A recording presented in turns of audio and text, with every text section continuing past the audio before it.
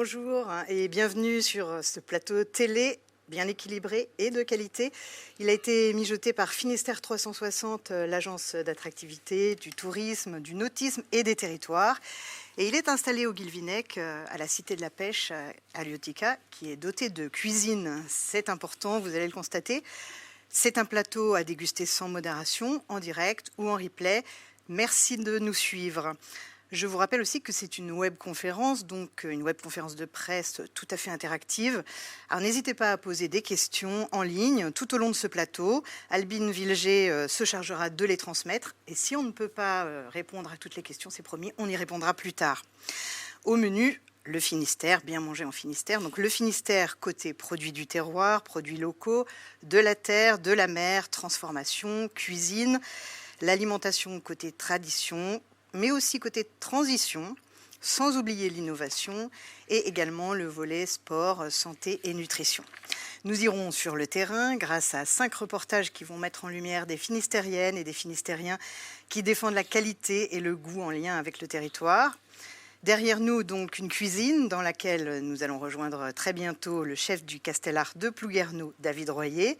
Et autour de la table, nous écouterons nos invités auxquels vous pourrez poser des questions. Jean-Robert Geoffroy, le directeur d'Adria Développement, centre d'expertise agroalimentaire. Bonjour Jean-Robert Geoffroy. Loïc Hénaf, président du directoire de Jean Hénaf SA. Bonjour Loïc Hénaf. Emeline Verriest, qui dirige l'association Au Goût du Jour, qui est un organisme de formation, d'accompagnement et de sensibilisation sur l'alimentation. Bonjour Emeline Verriest. Anaïs Guillaumard, qui est championne de stand-up paddle et future membre de la team nautisme by Tout commence en Finistère. Bonjour Anaïs Guillaumard. Et notre hôte, le président de Finistère 360, avec qui nous allons commencer. Bonjour Mickaël Kernès. Bonjour. Alors, bien manger en Finistère, qu'est-ce que ça signifie pour nous, pour vous? Pour nous Pour vous. La Bretagne, nous le savons, est une terre maritime. Et le Finistère est une terre d'exception. Et c'est vraiment une terre d'exception et de saveurs. Ici, nous sommes au Guilvinec, de saveurs iodées. La mer est juste là, à quelques encablures.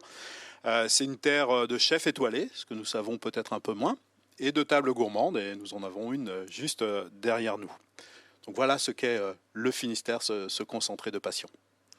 Alors ça, c'est le tableau général, mais ensuite, il y a des thématiques qu'on va explorer d'ailleurs tout au long de cette webconférence. Lesquelles? Le bien manger et le Guilvinec. Enfin, ici, on est sur une place portuaire que chacun connaît, avec des produits d'exception. Les Français sont amoureux de leur nourriture, les Bretons également, les Finistériennes et les Finistériens ici. Ici, il y a un port magique. On voit des images, ces chalutiers, hauturiers qui partent en mer au quotidien, parfois pour des campagnes un peu plus longues. Ce produit d'exception, parfois qu'on appelle la demoiselle, c'est-à-dire la langoustine.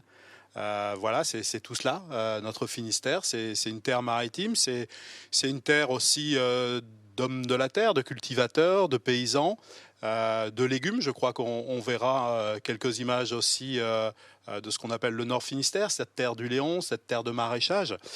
Et donc, oui, le Finistère est une terre nourricière, une mer nourricière, les algues, bien entendu, qui sont des produits qu'on découvre de plus en plus. Je crois que d'ailleurs, en parlant un peu avec Loïc Hénaf, et ces curieux mélanges parfois, mélange d'innovation, mais mélange de saveurs, un pâté Hénaf aux algues, pourquoi pas?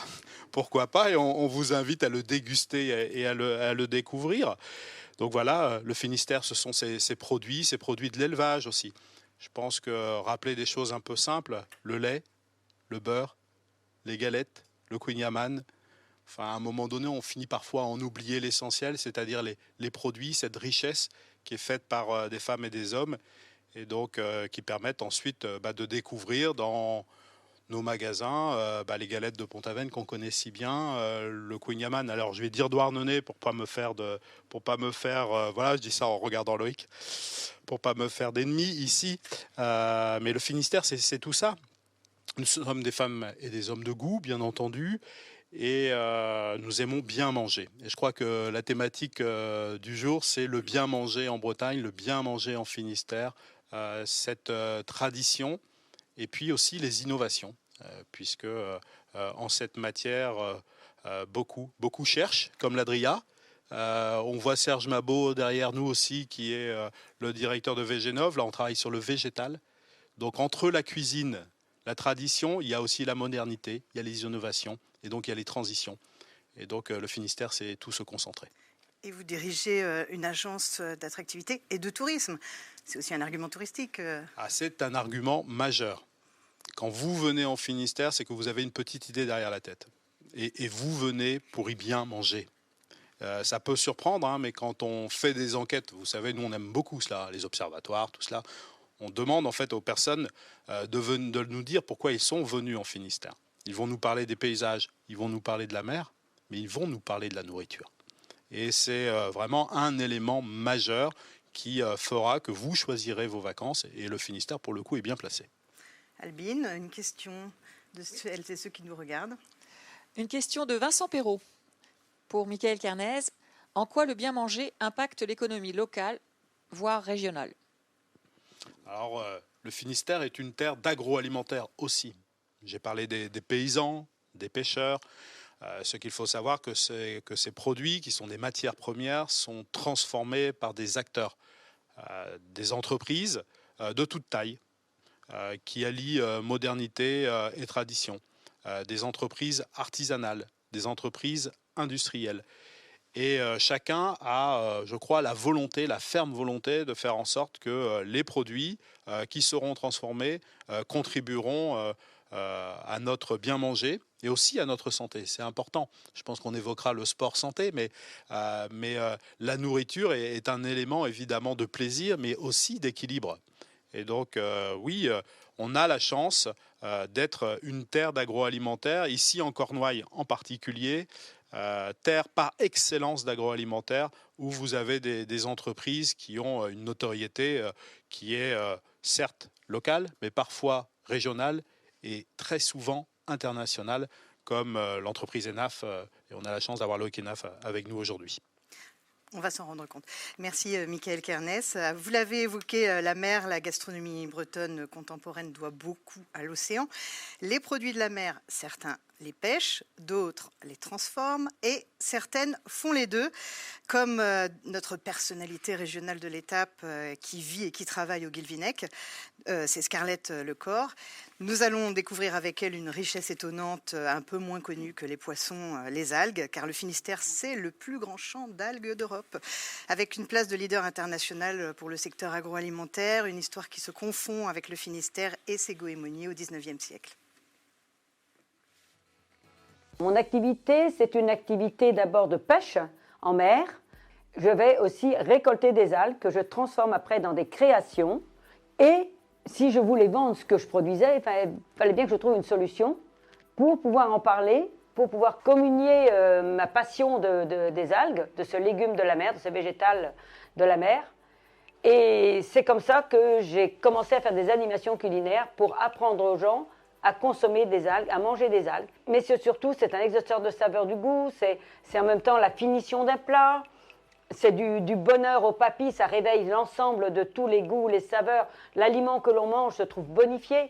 Je dis, on ne peut pas passer à côté de quelque chose d'extraordinaire, qui est extraordinaire pour notre santé, pour notre vie au quotidien, mais qui est extraordinaire, ne serait-ce qu'aussi qu'au niveau gustatif.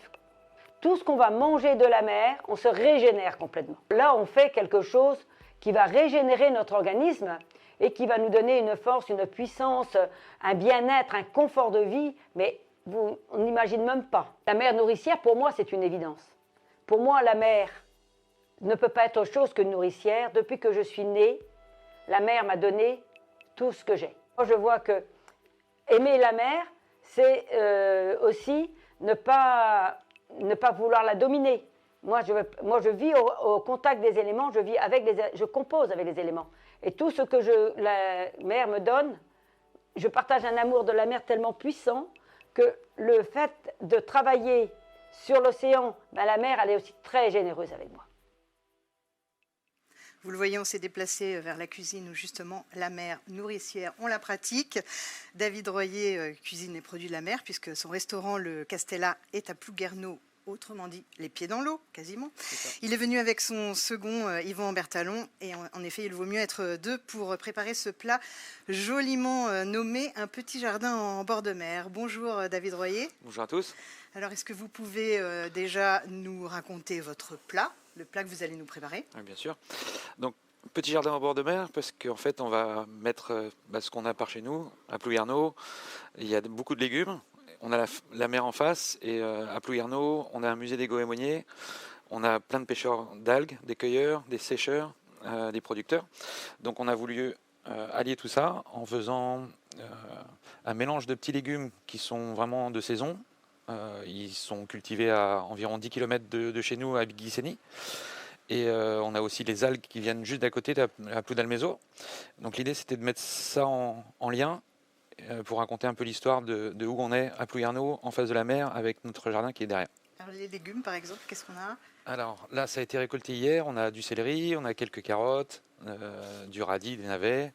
Voilà, on va faire plusieurs textures de tous ces légumes, une petite purée, des légumes cuits, des légumes crus, des fleurs également, parce que dans un jardin, il y a aussi des fleurs qui se mangent, et les algues de la mer, et on va venir arroser ça à la fin avec un fumet de poisson aux algues. Ce sont des algues qui sont ramassées localement. Tout à fait, c'est ramassé autour de Ploudalmézeau, aussi vers Plouguerneau. C'est récolté, séché et conditionné par Algoman, qui est à Ploudalmézeau, qui vend ça sur les marchés et qui vient nous voir aussi. Vous adaptez totalement à votre terroir, bien que vous ayez un parcours international. Un petit mot de votre parcours? Un petit peu l'Angleterre, la Finlande 10 ans, le retour vers Poitiers, et puis maintenant en Bretagne, mais je suis breton d'origine. Pas du Finistère, mais de Rennes. Donc voilà, on fait tous des erreurs. Et non, vraiment, l'idée, partout où j'ai travaillé, de toute façon, c'est de se mettre dans le terroir où on est, rencontrer les gens qui produisent des choses, les mettre en valeur et travailler avec eux. Voilà. Au Castellar, à Plouguerneau, en général, vos fournisseurs viennent d'où? C'est maximum 50 km à la ronde en général. Là, on va bientôt réussir à avoir de la viande qui vient juste à côté de Bourg-Blanc, des producteurs qui font de l'angus. Voilà, dans le Nord Finistère. Et voilà, les pêcheurs, la pêche, ça vient exclusivement des viviers bretons qui est à Plouguerneau. Les légumes, Guissény, Plougastel. Donc on essaye d'être vraiment au maximum local. Parfois, il y a quelques exceptions, mais voilà. Et dans l'année, comment est-ce que vous travaillez? Comment est-ce que vous composez votre carte? La carte, quoi qu'il arrive, est faite en local, donc forcément de saison, et bio si possible. Voilà. Et puis après, on adapte la carte en fonction des choses qu'on peut avoir de nos fournisseurs et producteurs. Donc plutôt marin, mais pas seulement marin, maraîcher, voilà, c'est ça. Et alors j'ajoute que vous transmettez aussi votre savoir à l'écomusée des goémoniers. C'est ça, une fois par mois environ, ça dépend. En ce moment c'est un peu plus compliqué, mais au moment des grandes marées, avec le musée des goémoniers, on a environ une dizaine de personnes qui vont pêcher les algues, récolter les algues. Après ils viennent avec moi en cuisine et puis on fait un plat, une entrée, un plat et un dessert à base d'algues. Pour montrer que il faut manger des algues. On essaie de les adapter au restaurant aussi. On a toujours une entrée, un plat, un dessert avec des algues. Au fur et à mesure, les gens comprennent. Voilà. Albine, une question pour David Royer. Oui, une question. Quelles sont, d'après vous, les grandes spécificités des produits de la région? C'est la diversité, la qualité, et puis surtout les gens, les hommes derrière les produits qui sont très intéressants et qui nous emmènent à utiliser les produits différemment peut-être que si on ne connaissait pas ces gens qui les produisent. Quand on connaît les difficultés que les gens ont pour récolter les algues, aller en pêche, faire du maraîchage, tout ça c'est des métiers compliqués. Et quand on arrive à les mettre en valeur grâce à leurs produits, je trouve ça très bien. La spécificité, c'est des produits de qualité et des gens de qualité derrière. Merci David Royer. On va vous laisser travailler le temps d'explorer plus largement la question du bien manger en Finistère. D'abord, on va aller sur le terrain puisque nous allons à présent visiter une biscuiterie, la biscuiterie Le Goff à Morlaix. Alors c'est une tradition, la biscuiterie en Finistère. Il y a beaucoup d'entreprises artisanales et industrielles dans ce secteur. Mais chez Le Goff, on est aussi en pleine transition. Marie-Laure Jarry a repris la biscuiterie il y a 1 an. Alors elle s'est impliquée dans la démarche d'attractivité partagée de la marque de territoire Tout commence en Finistère. Le déclic, c'est l'année thématique 2020 sur le bien manger.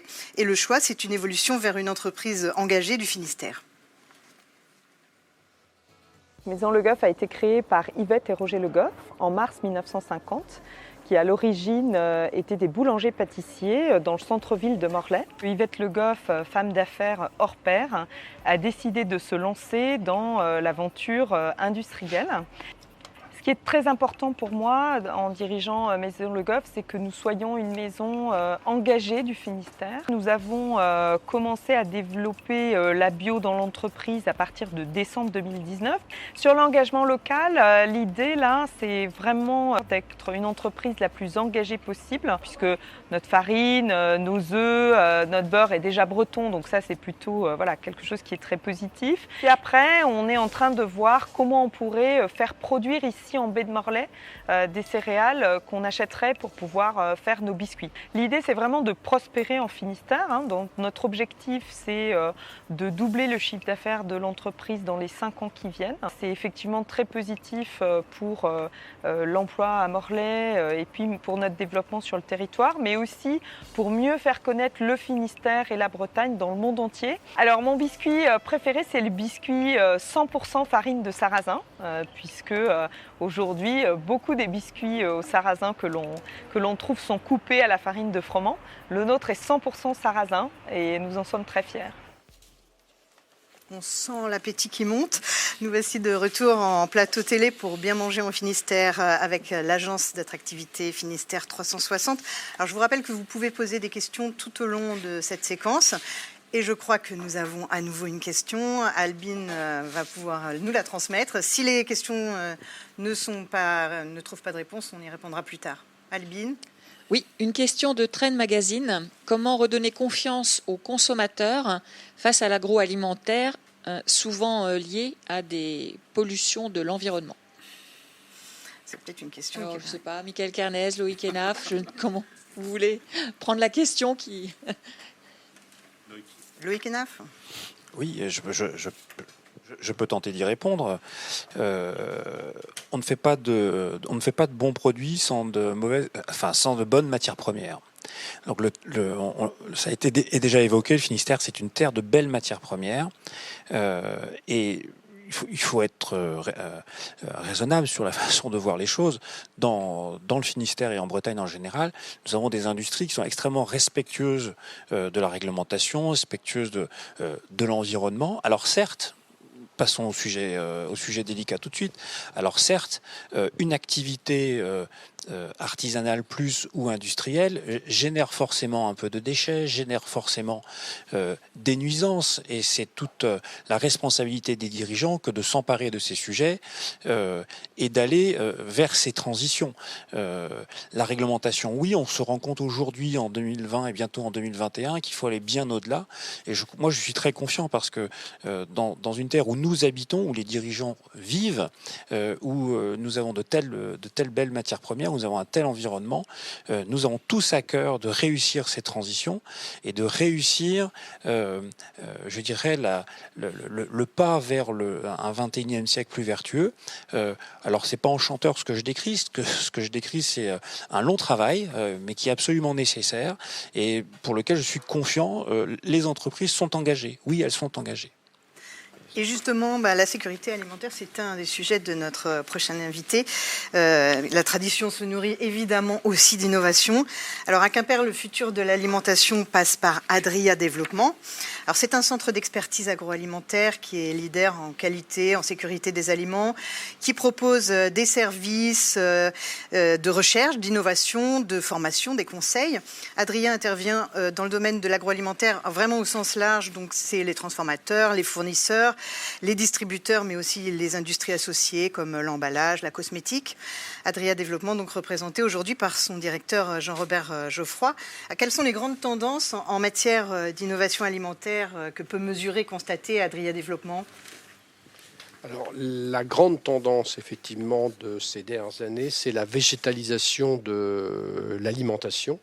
Donc on a de plus en plus de consommateurs qu'on appelle flexitariens, donc qui cherchent effectivement à diminuer ou à rationaliser leur consommation de viande au profit effectivement des végétaux ou au profit de protéines végétales par exemple.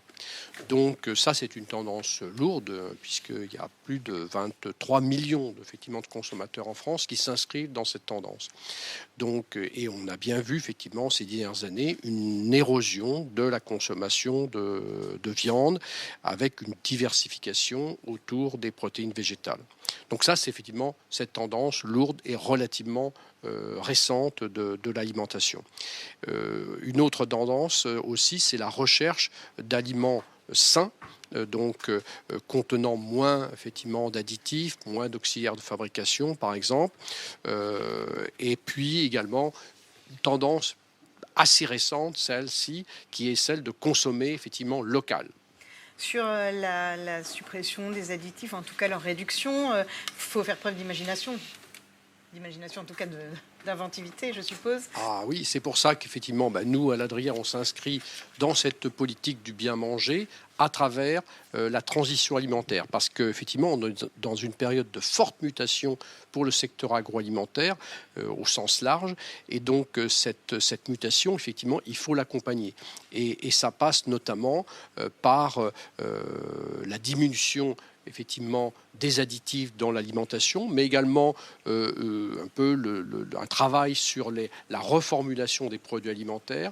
Mais effectivement, il faut quand même que ces produits puissent se conserver dans le temps, c'est la demande du consommateur. Il faut qu'ils puissent être pratiques aussi, parce que le consommateur va pouvoir les transporter, les consommer à tout moment de la journée.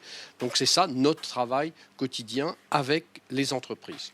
Mais on y arrive, globalement. Ah oui, on y arrive. Et on travaille aussi, en ce qui nous concerne, on a évoqué effectivement la notion des déchets, du gaspillage alimentaire. On travaille maintenant beaucoup sur le gaspillage alimentaire, notamment sur le plan de la maîtrise des micro-organismes qui contribuent malheureusement à ce gaspillage alimentaire. Ils ne sont pas particulièrement dangereux, mais ils sont embêtants parce qu'économiquement, ils entraînent des déchets considérables. Alors, on entend parler beaucoup d'aliments nouveaux, de super-aliments, les algues. Bon, est-ce que là-dessus, il y a une véritable tendance ou est-ce que ça reste quand même un épiphénomène ? Alors, je ne mélangerai pas effectivement nécessairement les algues avec ce qu'on appelle les super-aliments. Il y a une vraie tendance effectivement sur les algues qui se développent donc au niveau national et on va le voir également tout à l'heure. Donc après, il y a effectivement ce qu'on appelle les super-aliments, donc des aliments qui sont particulièrement riches, par exemple en antioxydants.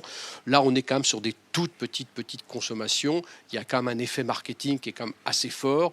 Voilà, ça reste pas le cœur effectivement des évolutions et de la tendance alimentaire.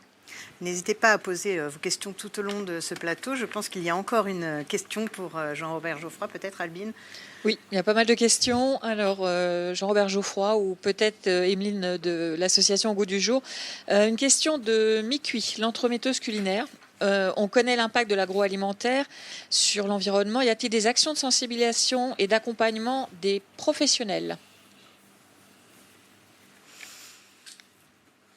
Alors, bien sûr, comme le disait Loïc tout à l'heure, quand on fabrique des aliments, il y a un impact sur l'environnement. Ça commence de l'agriculture jusqu'à la transformation. Mais le travail des acteurs, depuis des années, c'est de réduire effectivement cette empreinte sur l'environnement. Et on le fait par la maîtrise énergétique au niveau des industries agroalimentaires. On le fait aussi par la réduction effectivement des déchets. On le fait aussi par l'emploi de beaucoup moins d'additifs et d'auxiliaires de fabrication. Donc tout ça contribue, et au niveau agricole, notamment avec l'utilisation plus rationnelle des pesticides, voire effectivement l'absence totale dans le cadre du bio. Merci Jean-Robert Geoffroy. Dans le Finistère, on innove aussi en pratique et même dans les prés à petite échelle. La preuve avec l'un des élevages pionniers du bio et de la préservation des espèces animales locales. La ferme de Kéranguévin à Pont-de-Bulle-Équimère, c'est au centre du département. Alors on y élève notamment du porc blanc de l'Ouest. C'est un produit d'exception vraiment local. Et en pratiquant la petite restauration et la vente directe, la ferme est aussi fer de lance des tendances contemporaines qui se multiplient sur le territoire. Donc, je m'appelle Pierrick Caranguévin, je suis éleveur de porcs et de vaches. Je suis installé depuis 2013 avec mes parents et là depuis cette année avec mon grand frère qui est venu en plus sur l'exploitation. C'est une ferme qui est en bio depuis 32 ans et en race locale voilà, depuis une trentaine d'années aussi. La particularité du porc blanc, c'est qu'ils ont beaucoup de gras et c'est le gras noble du cochon. Ce gras-là a vraiment une typicité et une particularité, ce qui est vraiment assez ferme et avec ce produit-là, on fait de la graisse salée. Disons que c'est des races qui ont été complètement abandonnées pendant les années où l'agriculture s'est développée, quoi. Parce qu'il n'était pas adapté justement à l'élevage intensif, à être enfermé. Là, sur notre élevage, en fait, on est principalement en plein air. On voit de toute façon que les animaux ils sont heureux à être à l'extérieur. Le bien-être animal, c'est quelque chose d'assez important pour nous dans notre métier. Et la bio et le circuit court, pour moi, ça me paraissait normal de continuer sur la même trame. On a surtout des marchés plus dans le sud Finistère.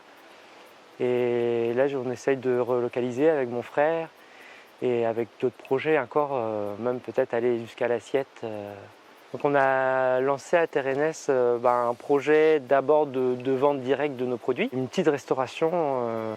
Avoir les retours des clients d'un produit brut, c'est bien, mais d'un produit fini dans l'assiette, c'est encore mieux. En effet, c'est encore mieux. Bien manger en Finistère, plateau télé de Finistère 360. Et c'est aussi une conférence de presse. Vous pouvez donc poser vos questions en direct. On les retransmet, en tout cas ce qu'on peut. Albine ? Oui. Alors, une question d'Isabelle Guémard. Comment peut-on concilier le bien manger avec les contraintes économiques de la restauration collective comme les cantines d'école ? Une question peut-être pour Emeline Verriès. Alors, il y a une clé en fait pour avoir plus de produits de qualité dans la restauration collective, c'est déjà de réduire le gaspillage alimentaire. Jean-Robert en a parlé tout à l'heure, parce qu'on a la chance quand on réduit le gaspillage de faire des économies et c'est de l'argent qu'on peut réinjecter dans des produits de meilleure qualité, des produits locaux. Donc c'est la meilleure façon d'aller vers plus de produits de qualité dans la restauration collective. Alors, on vient de visiter un type d'élevage porcin adapté à une petite production.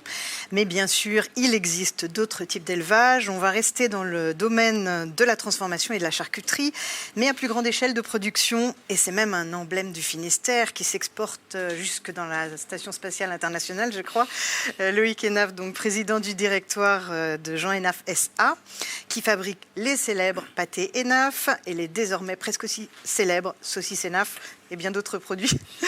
Qu'est-ce que ça veut dire déjà quand on parle de tradition chez Hénaf ? Alors, tradition, évidemment, on pense au fait que l'entreprise est centenaire. L'entreprise a été créée en 1907 par mon arrière-grand-père.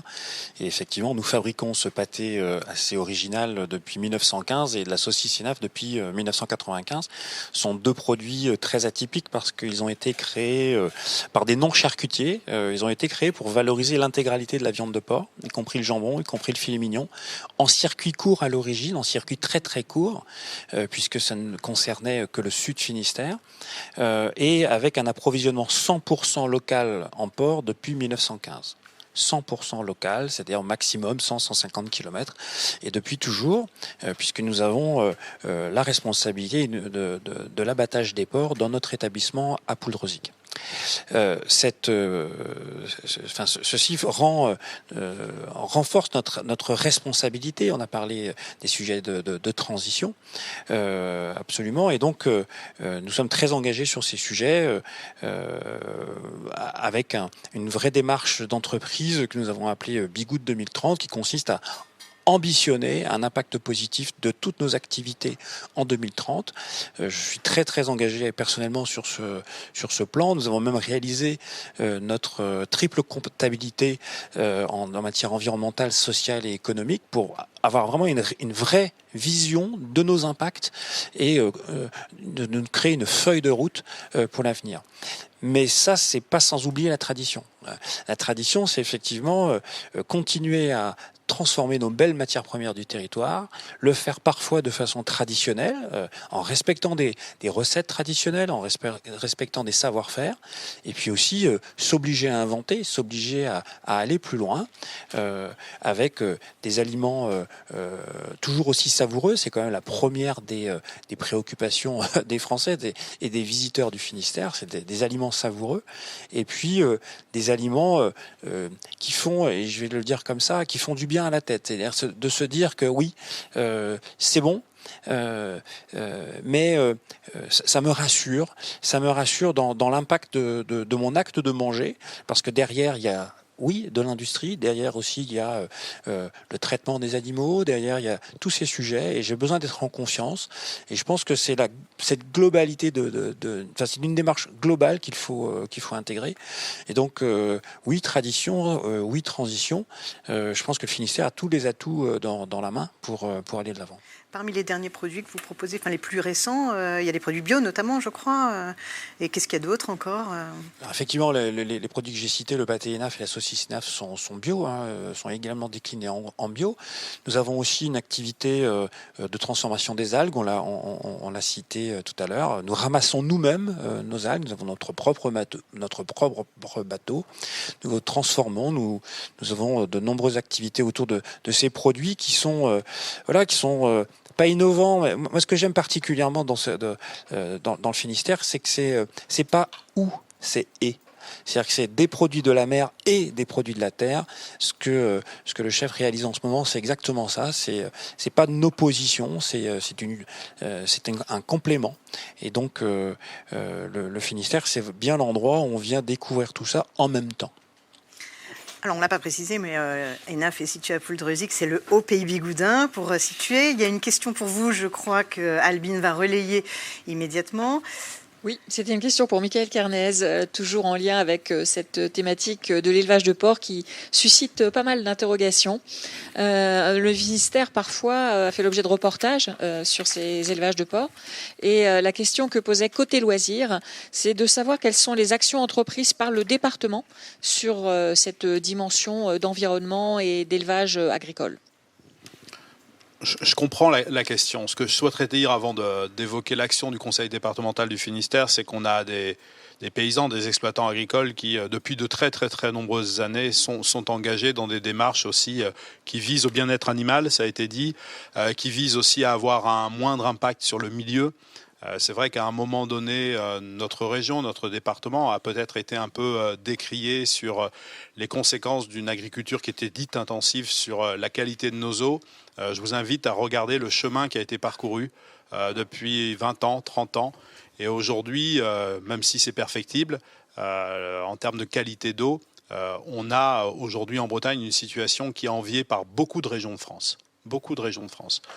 Donc les exploitants agricoles ont fait beaucoup d'efforts, ont été à l'écoute aussi des lanceurs d'alerte et des associations environnementales. Et ce qui fait, je crois, la force de cette région et la force de notre département, c'est cette volonté, je crois, de travailler ensemble. Les enjeux et les défis, nous les connaissons.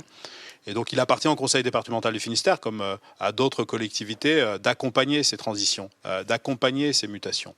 Et aujourd'hui, la politique de soutien qui est la nôtre, collectivité territoriale, va à ceux qui innovent, va à ceux qui recherchent, va à ceux qui sont respectueux à la fois du bien-être animal et de l'environnement, et qui vont vers des démarches qui sont des démarches de qualité de production. Et donc le Conseil départemental du Finistère est une collectivité extrêmement engagée auprès de ses exploitants agricoles et au-delà des exploitants agricoles, auprès de ces pêcheurs.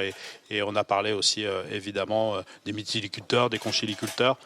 L'idée que nous nous faisons, c'est que le Finistère est vraiment une terre d'exception avec des produits de qualité. Nous ne méconnaissons pas les attentes sociétales et donc nous tâchons d'y répondre par un accompagnement qui est extrêmement ciblé. Merci Michael Carnez. À présent, on va remonter vers le nord du Finistère Et évidemment, on l'explore par les papilles à 360 degrés.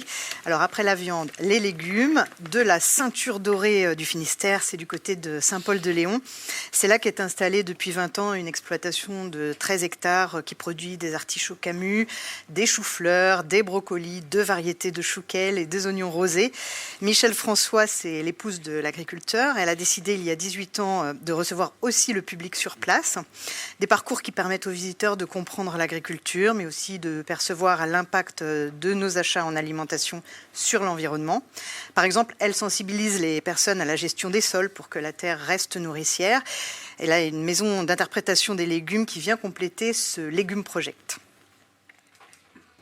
Légumes Project, c'est une vitrine de l'agriculture, des légumes. C'est-à-dire qu'à travers les légumes, on peut dire des tonnes de choses et notamment questionner les gens sur quelle place donnez-vous aux légumes et aux fruits dans votre alimentation. C'est un avenir sociétal, économique, effectivement, et environnemental. En fait, il y a de gros enjeux autour de l'alimentation. Donc, nous, on donne quelques clés.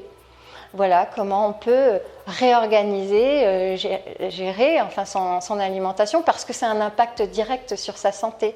Il est essentiel, je pense, de sensibiliser, éduquer au goût et à la façon de cuisiner. Aujourd'hui, avec nos modes de vie qui sont complètement différents, on n'a pas forcément de repères pour avoir une alimentation la plus saine possible. Donc l'idée, c'est effectivement de reprendre des bases, de remontrer ce que sont que les légumes.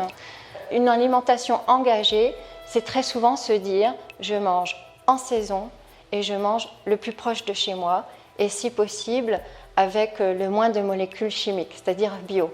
Voilà, ça c'est engagé à mon sens. Bien manger en Finistère, le plateau télé de Finistère 360, l'agence d'attractivité du Finistère, plateau télé qui est aussi une web conférence de presse.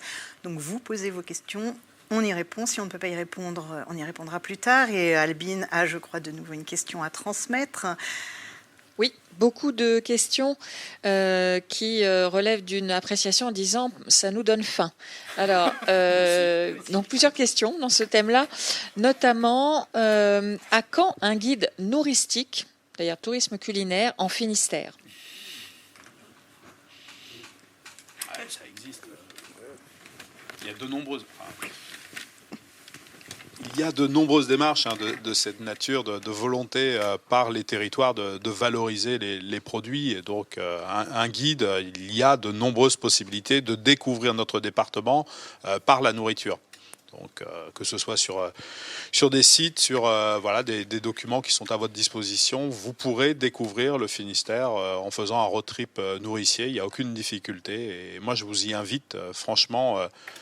Il y a des tables gourmandes, vous pourrez aller tout de suite chez les exploitants, enfin les choses sont parfaitement organisées, donc les territoires vous attendent et le Finistère vous attend. Des guides et donc des formations, des maisons d'interprétation des légumes comme on l'a vu au Légumes Project.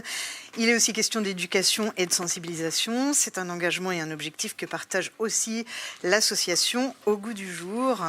Avec nous sur ce plateau, donc Emeline Verriest qui est directrice de l'association. Est-ce que vous pouvez nous rappeler les actions de l'association Au Goût du Jour ? Oui, alors Au Goût du Jour est né il y a bientôt 15 ans d'une idée un peu farfelue de 3 copains d'école d'ingénieurs agroalimentaires qui avaient comme idée d'aller voir les consommateurs et de leur expliquer ce qu'était leur alimentation et ce qu'il y avait dans leur assiette. Et finalement, je pense qu'on a eu raison, on a tenu bon. Et donc, 15 ans plus tard, on a 3 antennes, donc une à Quimper, une à Brest et une à Rennes. Et on fait de l'éducation au bien manger tous les jours. On accompagne des entreprises pour les comportements alimentaires de leurs salariés. On accompagne les écoles, les collèges, les lycées sur le bien manger, sur la lutte contre le gaspillage alimentaire. On participe à des événements, on anime différents ateliers. Avec l'alimentation,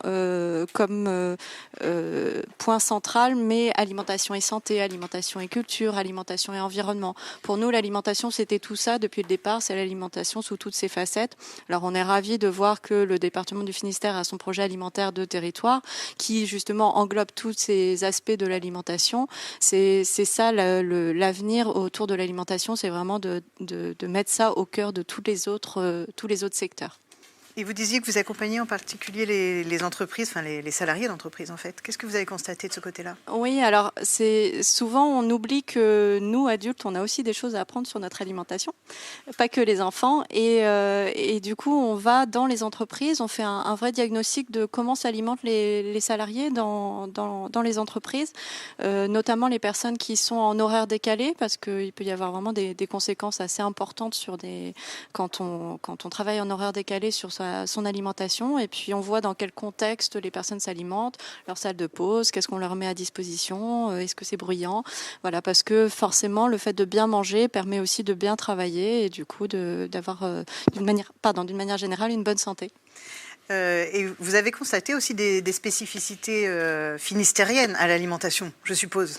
Oui, alors on n'est pas né dans le Finistère pour rien, c'est que vraiment on aime notre terre finistérienne parce que voilà, c'est extrêmement riche, comme le disait David tout à l'heure, on a une terre très riche en produits divers. On peut faire des repas entiers rien qu'avec les produits finistériens et nous on est très fiers de mettre ces produits-là en avant. Depuis le démarrage de l'association il y a 15 ans, on a toujours fait de la valorisation du patrimoine alimentaire local et on est content de voir que le département s'empare vraiment de cette thématique.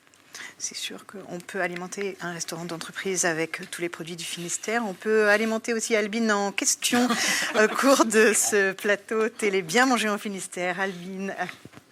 Oui, j'espère m'alimenter autrement après quand même. Une question pour Michael Kernez. Le Finistère propose-t-il un pass gourmand regroupant des artisans producteurs pour les visiteurs?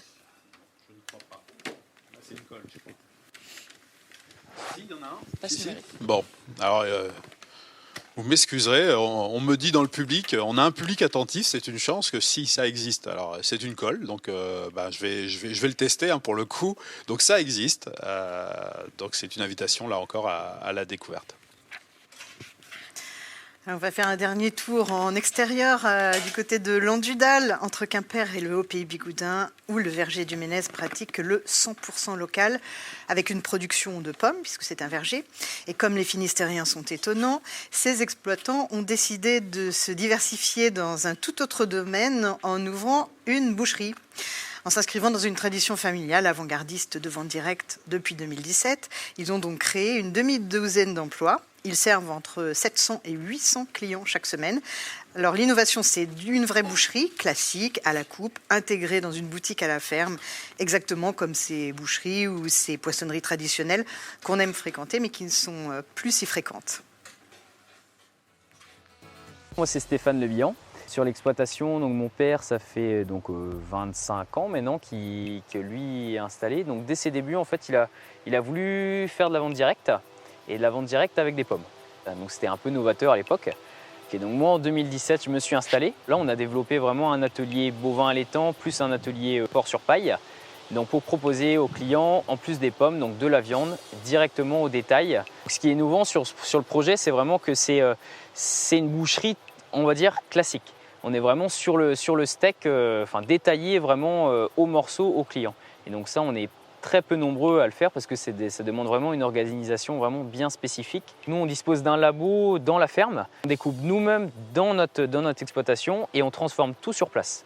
Il y a juste la prestation d'abattage qui est déléguée. Et donc sinon, tout le reste est fait chez nous, que ce soit la transformation, la découpe et la commercialisation. L'intérêt déjà, donc, c'est supprimer tous les intermédiaires. C'est vrai qu'on va s'accaparer un peu tous les métiers pour pouvoir se dégager du revenu, permettre de créer de l'emploi. Je pense que les clients, ce qu'ils apprécient en venant ici, c'est surtout le contact humain, parce qu'on sait de quoi on parle. Et puis c'est le côté local, quoi. C'est vraiment, ils sont au cœur de la ferme, il y a les vergers tout autour, ils savent d'où ça vient. Pour nous, la finalité donc, du projet, en fait, c'est vraiment de proposer une offre riche à nos clients, mais qu'avec des produits qui sont vraiment réalisés chez nous. On a des pommes, des poires, de la viande, du jus. On a vraiment une gamme qui est assez variée aujourd'hui et qui est faite 100% chez nous. 100% chez nous en Finistère avec l'agence d'attractivité Finistère 360 en direct de la Cité de la Pêche de Haliotica au Guilvinec. Et puis une question que va nous relayer Albine. Alors, toujours des questions sur cette dimension de découverte culinaire. Terre-mer, ça me donne faim. Quel chemin le grand public peut-il emprunter pour découvrir, en se faisant plaisir, la culture dans l'assiette ? Vaste question. Qui oserait y répondre ? Tous les chemins. Tout simplement, je pense que tous les chemins du Finistère proposent de croiser une entreprise, une exploitation, une vente locale, un restaurant, un routier, un restaurant ouvrier, un restaurant gastronomique. Tout est occasion de découverte, jusqu'au sandwich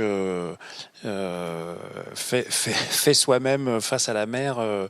Voilà, je pense que tout est invitation à découvrir de bonnes choses dans le Finistère. Merci Loïc Henaf. Alors notre plateau a exploré donc les productions, les produits dans leur diversité, mais bien manger, c'est aussi manger sainement, c'est aussi préserver sa santé, c'est un peu crucial en ce moment. Être en forme, assurer ses performances physiques, notamment quand on est une sportive de haut niveau comme Anaïs Guillaumard. Alors, elle est championne de stand-up paddle, championne de France junior et championne de France technical race, ça va nous expliquer, championne du monde par équipe et future membre de la team nautisme by Tout commence en Finistère. Alors Anaïs, un petit mot déjà vous êtes ambassadrice Tout commence en Finistère. Qu'est-ce que ça veut dire pour vous ? C'est un grand plaisir d'être ambassadrice Tout commence en Finistère, puisque ça fait donc maintenant 1 an que je suis en Finistère. Et j'ai tout fait pour venir ici, parce que c'est vraiment le meilleur terrain de jeu pour pouvoir s'entraîner. Donc je suis très fière d'être dans le Finistère et de pouvoir représenter le Finistère.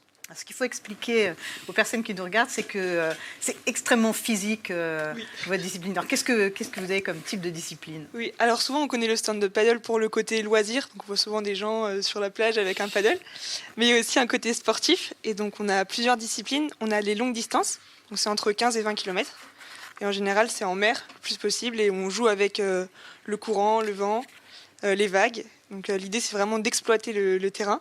Donc c'est pour ça que le Finistère c'est top, parce qu'on a du vent et des vagues, donc parfait.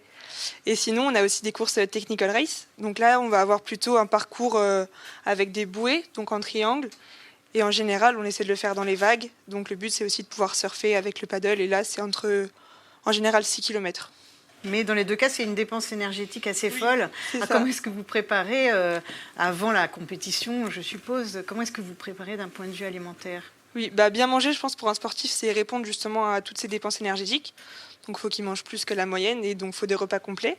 Et comme on l'a dit tout au long de l'émission, forcément, il faut pouvoir avoir tout ce qu'il faut pour manger, donc tous les produits. Et en Finistère, comme on a une terre et une mer nourricière, c'est parfait, quoi.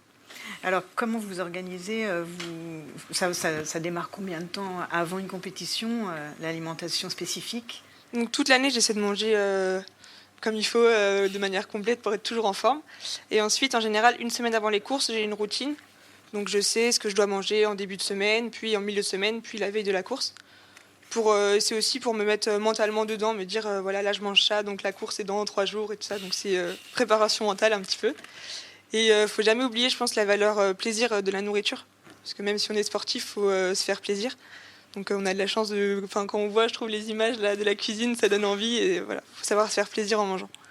Et vous avez, justement, quand vous avez gagné une compétition, ou quand vous avez en tout cas terminé une compétition, qu'est-ce que vous mangez pour vous faire plaisir ? En général, le soir de la compétition, on essaie quand même de bien manger pour récupérer. Et c'est plus les 2-3 jours après, on va se faire plaisir. Donc moi, j'aime bien les crêpes bretonnes. Je trouve que ça fait plaisir de manger ça. Et un petit kouign-amann aussi, c'est cool. Alors notre live plateau télé Bien manger en Finistère est pratiquement terminé. Je vais me tourner vers Michael Kernes, le président de Finistère 360, pour un petit mot de conclusion. Que vous ont inspiré ces rencontres alléchantes ? Alléchante. Et effectivement, sur non pas le pass gourmand, mais le pass numérique, de Tout commence en Finistère, vous découvrirez un certain nombre d'offres. Alors culinaires, certes, mais c'est une invitation, je dirais, à la découverte de notre département. Vous y découvrirez aussi les centres nautiques, les spots. Vous y découvrirez aussi la possibilité d'aller dans nos lieux de patrimoine. Et donc voilà, donc le pass, il existe. Rassurez-vous, vous allez le trouver. Moi, ce que m'inspire cette émission, c'est sa richesse, mais elle est tout simplement le reflet de ce qu'est notre département. C'est-à-dire que c'est quand même une terre, certes, de tradition, c'est une terre maritime de saveurs iodées, mais ce qui est exceptionnel, c'est évidemment la qualité des femmes et des hommes, mais aussi cette modernité, cette volonté de traduire dans de la recherche, pour les questions de santé, évidemment, parce que c'est extrêmement important. Je pense que les questions de santé sont en train de prendre le relais des questions de sécurité. On a beaucoup parlé ces dernières années de questions de sécurité alimentaire. Maintenant, on parle beaucoup, évidemment, de questions de santé et donc de bien manger. Et je peux vous assurer que si vous venez en Finistère, vous ne le regretterez pas de ce point de vue. D'ailleurs, nous, on va en profiter. Exactement, Voilà. On va d'ailleurs se déplacer. Et les tables sont, voilà, on a des tables gourmandes exceptionnelles. On a des chefs qui font un travail merveilleux et qui innovent pour vos assiettes, pour votre plaisir et pour vos papilles. Donc, venez en Finistère, tout simplement. Alors pour remercier nos invités en plateau, pour remercier aussi David Royer, on va donc se déplacer jusqu'à la cuisine, on va aller déguster tout ça.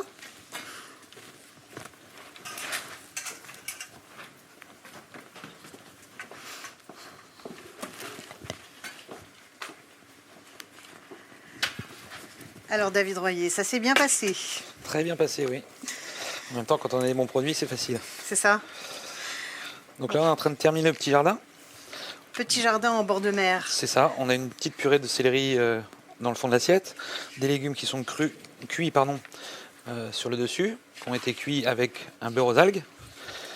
Là, je viens y mettre des légumes croquants, donc on va avoir différentes textures sur l'assiette, avec des petites herbes également, de l'oxalis, de l'aneth, quelques fleurs, de la mauve. Voilà.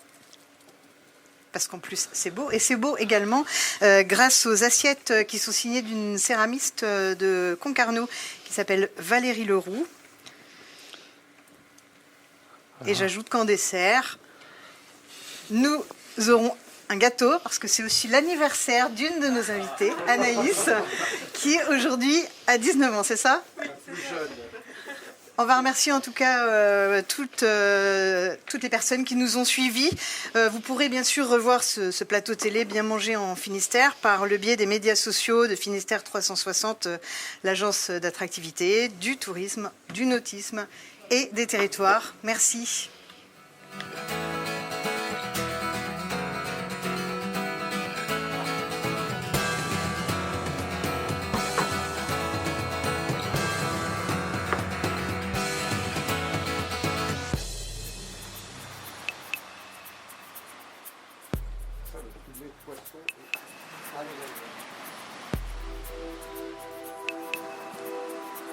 Puis après, à l'hiver, on rajoute de la truffe. Un petit peu moins, oui.